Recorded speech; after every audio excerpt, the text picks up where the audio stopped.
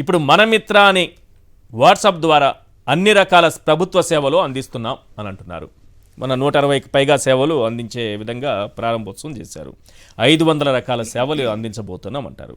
గతంలో సేవామిత్ర పేరుతో ఏ రకంగా ఐటీ గ్రేడ్ అశోక్ ద్వారా ప్రజల వ్యక్తిగత డేటాను దొంగలించి ఓట్లను వైఎస్ఆర్సీపీ సానుభూతి పరుల ఓట్లను తొలగించి ఇవన్నీ కుట్ర చేశారని గతంలోనే ఒక కేసు కూడా నమోదైంది.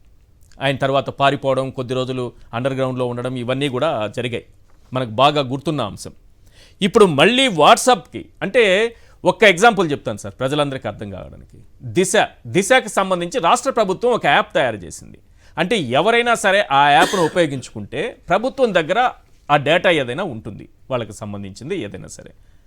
కానీ ఇది మొత్తం అన్ని సేవలకు సంబంధించింది. నా డాక్యుమెంట్స్ కూడా అన్నీ అందులోనే కనిపిస్తాయి, ప్రతి సర్టిఫికేట్ అందులో కనిపిస్తుంది, బ్యాంక్ ఖాతా అందులోనే కనిపిస్తుంది. కానీ ఎవరిది?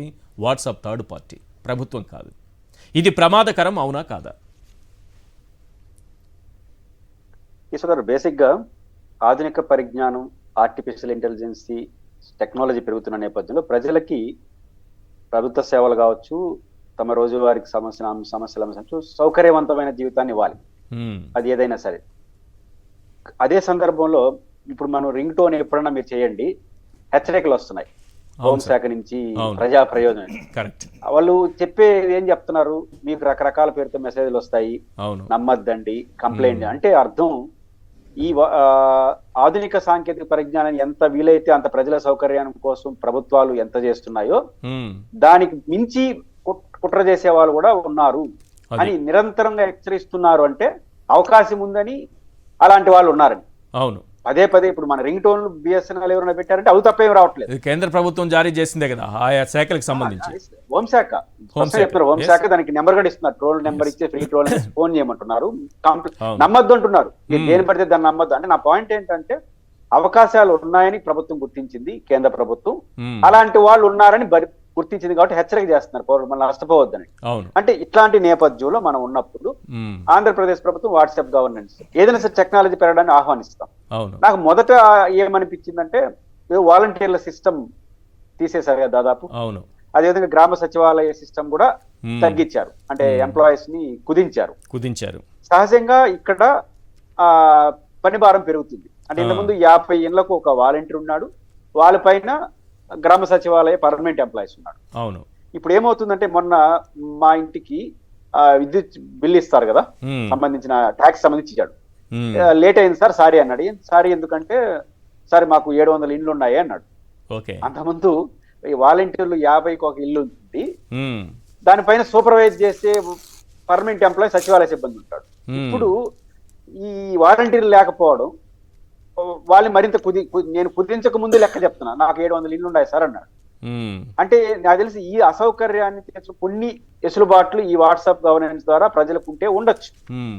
బట్ ఈ రోజు మీరు ప్రస్తావించినట్టు గతంలో వచ్చిన ఆరోపణలు, కేంద్ర ప్రభుత్వ హెచ్చరికలు, ప్రజలకున్న అనుమానాల నేపథ్యంలో ఈ ఆర్టిఫిషియల్ ఇంటెలిజెన్స్ ద్వారా కావచ్చు, లేదా ఆధునిక సాంకేతిక ఇవన్నీ అనుమానాలు నివృత్తి చేయడంతో పాటు ఒక పక్క అవగాహనకు వచ్చేంత వరకు ముందుకెళ్ళకూడదు. లేకపోతే ఏమొస్తుంది, తొందరపాటు నిర్ణయాలు చేసుకుంటే ఏమవుతుంది, తప్పులు జరుగుతాయి. ఈరోజు ప్రతిపక్ష పార్టీ ప్రధాన అలిగేషన్స్ గతంలో ఇలా చేశారు, రేపేట చేయరనే అనుమానం ఏంటి అనే ప్రశ్నలకు బలం చేకూరుస్తుంది. కాబట్టి ఆంధ్రప్రదేశ్ ప్రభుత్వం వాట్సాప్ గవర్నెన్స్ పైన సంపూర్ణమైన అవగాహనని, ప్రజలకున్న డౌట్లని, కేంద్ర ప్రభుత్వ హెచ్చరికల్ని, ప్రతిపక్షాల ఆరోపణల్ని అవసరమైతే అఖిల పక్షం వేసి విస్తృతంగా చర్చించిన తర్వాతే ఇంప్లిమెంట్ చేయండి. ఆ రకంగా అది న్యాయం అవుతుంది. అలా కాకపోతే ఏమవుతుందంటే అనుమానాలు బలపడి నష్టం వస్తుంది. మీరు ఏ ఉద్దేశంతో చేసినా అనుమానాలు తావిస్తుంది. మంచి ఉద్దేశంతో కేంద్ర ప్రభుత్వం తీసుకొచ్చిన దానిపైన హెచ్చరికలు వస్తున్నాయి. ఇప్పుడు వచ్చిన హెచ్చరికలని చాలా సదుద్దేశం చేసింది. కాబట్టి మీరు కూడా ఆ ఉద్దేశం ఉంటే ఆ రకంగా హెచ్చరికలు చేయడం, అందరితో మాట్లాడడం, అనుమానాలకి నివృత్తి చేయడం, ఏ అంశాలు పెట్టాలి. ఫేస్బుక్ నుంచి వ్యక్తిగత డేటా లీక్ అయిందని జుకర్బర్గ్ ఆయన మీద కూడా ఏదో కేసు అమెరికాలో ఫైల్ అవ్వడము, ఫైన్ కట్టడం, ఇలాంటివి ఏవో జరిగినట్టున్నాయి. మరి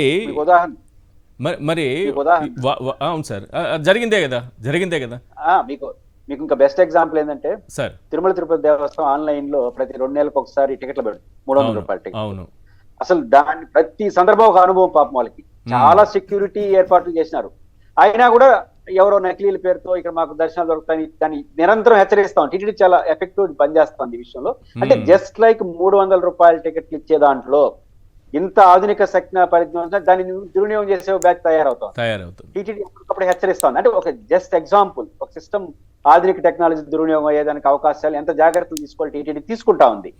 ఒక సౌకర్యం, ఇది కేవలం సమాచారం కాదు, భక్తుల సమాచారం ఉండదు, ఏముండదు, కేవలం నాకు 300 రూపాయల టికెట్ కోసమే. అలాంటిది ఒక టికెట్ సౌలభ్యం కోసమే ఇన్ని పరిణామాలు జరుగుతున్నప్పుడు ఏం పెట్టాలి? నా పాయింట్ ఏంటంటే పౌరుడికి వచ్చే సహాయాన్నే పెడతారా, సమాచారాన్ని తీసుకుంటారా?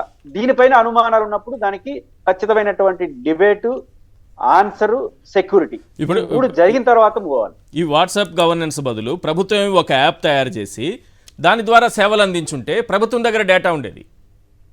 అప్పుడు కూడా కొన్ని అనుమానాలు ఉంటాయి, అవి పక్కన పెడదాం అనుకోండి. అప్పుడు కూడా ఏవో చేసేవాళ్ళు ఆరోపణలు చేయొచ్చు. కానీ ప్రభుత్వం అనేది మనం ఎన్నుకున్న ప్రభుత్వం కదా, కాస్త కూస్త క్రెడిబిలిటీ అనేది ఉంటుంది కదా, మనకు నమ్మకం ఉంటుంది కదా. ఫస్ట్ ఇప్పుడు రైల్వే ఏం చేస్తుంది సార్, ఆన్లైన్ లో రిజర్వేషన్ ఉంది. అవును, దానికి ఒక సపరేట్ యాప్ క్రియేట్ చేసినారు, మనం యాప్ లో రిజర్వేషన్ చేసుకునేస్తాం. అవును, అట్లే మీరు పౌర సేవలు కూడా వాట్సాప్ చేస్తారా, ఏదైనా చేయండి. అవును, ఒక యాప్ క్రియేట్ చేసుకుని అందరూ దాంట్లో యాడ్ అవుతారు, తీసుకుంటారు, వాళ్ళ సేవలు అందుకుంటారు. కాబట్టి ఇట్లాంటి డిఫరెంట్ ఒపీనియన్స్ ఉన్నప్పుడు విస్తృతంగా చర్చండి అని అంటున్నాను. ఒక ఆల్టర్నేట్, మీరు ఆధునిక సాంకేతిక పరిజ్ఞానాన్ని ప్రజలకు అందించాలనుకున్నారు, వెల్ అండ్ గుడ్. ఈ సలహాలు, సూచనలు, ఈ అనుమానాలు, సలహాలు సూచనలు తీసుకుని అనుమానాలు నివృత్తి చేయండి, అప్పుడు ముందుకెళ్ళి. ఈ రెండు చేయకపోతే అనుమానాలు బలపడి అనవసరంగా అపార్థాలు దారితీస్తే అది ప్రభుత్వం గుర్తించాలి.